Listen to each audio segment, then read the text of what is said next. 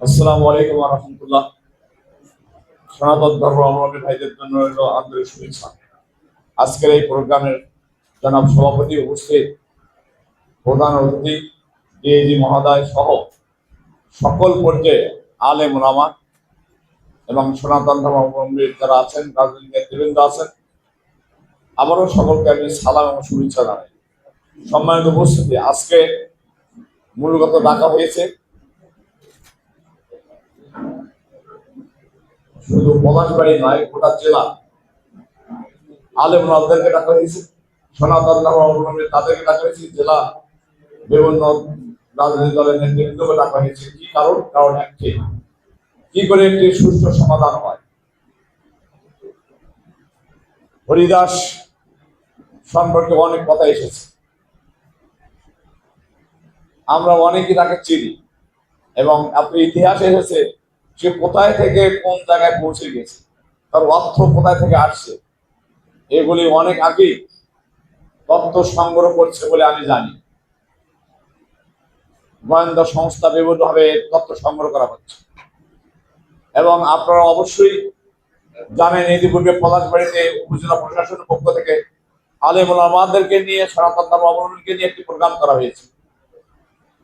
সেখানেও আমরা সকলে একমত হয়েছি কয়েকটি বিষয়ে। আবার ডিসি মহোদয় একটি প্রোগ্রাম করেছেন, আমাদের 500 এমপিকে অনলাইনে প্রোগ্রাম করেছেন এবং আলেম ওলামাদেরকে উনি প্রোগ্রাম করেছেন। বহু প্রোগ্রাম হয়েছে, বহু আলোচনা হয়েছে। আজকে জাতীয় সংসদ সকাল এবং বিকেল দুবেলা কি চলছে। 5 জন এমপির মধ্যে শুধু আমাকেই আমাদের বিরোধী দলের নেতা ছুটি দিয়েছেন এই প্রোগ্রাম আসার জন্য। এই জন্য বিএনপির সেক্রেটারি ভাই যে কথাটি বলেছেন যে আমার পক্ষে একাই সম্ভব এটি সমাধান করা, এটা কি সম্ভব? আমরা তো কখনো ঠিক না। আমের কথা বলতে দেন, কথা বলতে দেন। আইনগত বিষয় আছে। এমপি কি আইনের সমাধান একা করতে পারে? এটা শুধু এই বাংলাদেশে বাদ নাই, পার্শ্ববর্তী ইন্ডিয়ার ব্যাপার আছে।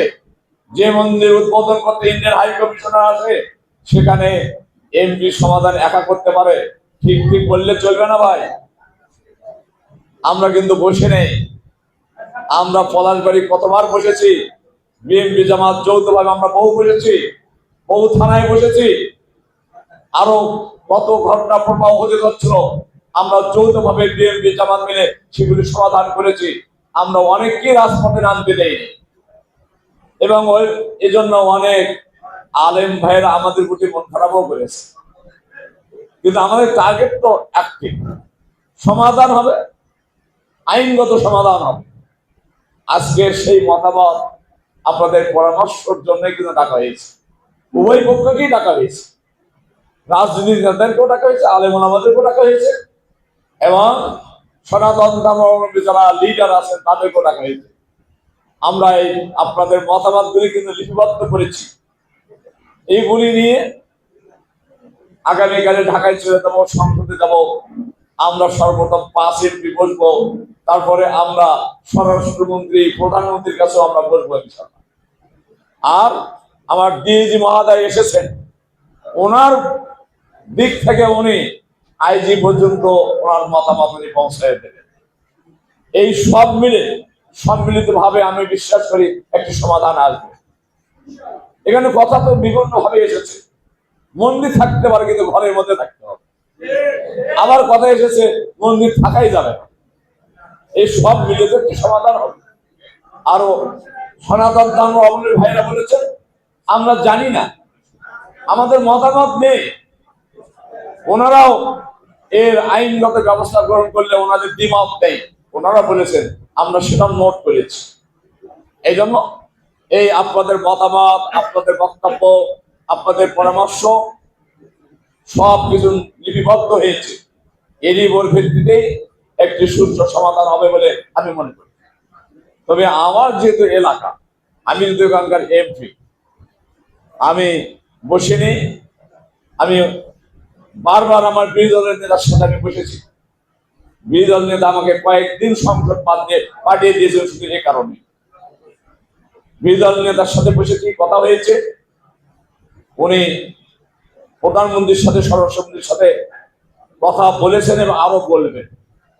এগুলো আমি বিশ্বাস করি এর একটি সুষ্ঠু সমাধান হবে।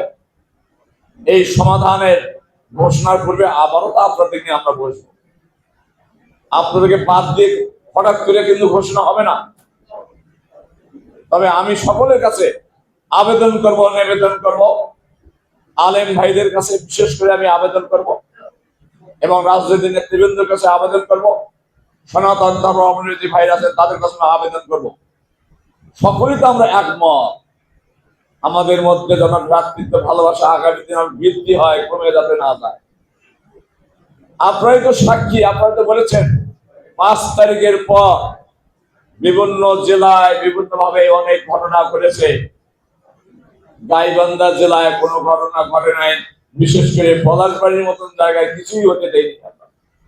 আমরা এই যে জামাতের নেতৃবৃন্দ আছে, বিএনপি নেতৃবৃন্দ আছে, আমরা থানা গেটে পাহারা বসে আমরা রাত্রি যাপন করেছি এবং যত মন্দির থাক, যত হিন্দু ভাইদের ব্যবসা প্রতিষ্ঠান থাক, আওয়ামী লীগ নেতাদের ব্যবসা প্রতিষ্ঠান থাক, আমরা কোথাও কিছু করতে দেইনি। এটা আমরা পলাশবাড়ি যেমন রক্ষা করেছি, গাইবান্ধা তো সেটা রক্ষা হয়েছে। এই জন্য আমি বিশ্বাস করি, আসুন আমরা সুষ্ঠু সমাধানের দিকে এগিয়ে যাব। আমরা প্রশাসনের পক্ষ থেকে, সরকারের পক্ষ থেকে সমাধান অবশ্যই ভালো হবে, খারাপ কিছু হবে না। এই জন্য সেদিকে তাকাই থাকবো। নতুন করে কোনো যেন ফিতনার দিকে আমরা কেউ কাউকে পরামর্শ না দেই, উস্কানি না দেই, এটাই আমার থাকবে সকলের কাছে আবেদন, নিবেদন। আসুন সকলে আমরা পলাশবাড়ির এই সমস্যার সমাধানের মাধ্যমে গোটা উত্তরবঙ্গের সমস্যার সমাধান করে আমাদের মধ্যে ভ্রাতৃত্ব বন্ধন আরো যাতে অটুট হয়, এই আশাবাদ ব্যক্ত করে সকলের সুস্বাস্থ্য মঙ্গল কামনা করে আমি আজকের জন্য কথা এখানে শেষ করছি। আমাদের সকলকেই সর্ব অবস্থায় সুশৃঙ্খল অবস্থায় ভ্রাতৃত্ব বন্ধন অটুট করা তৌফিক দান করুন। আল্লাহুম্মা আমিন। আসসালামু আলাইকুম ওয়া রাহমাতুল্লাহ।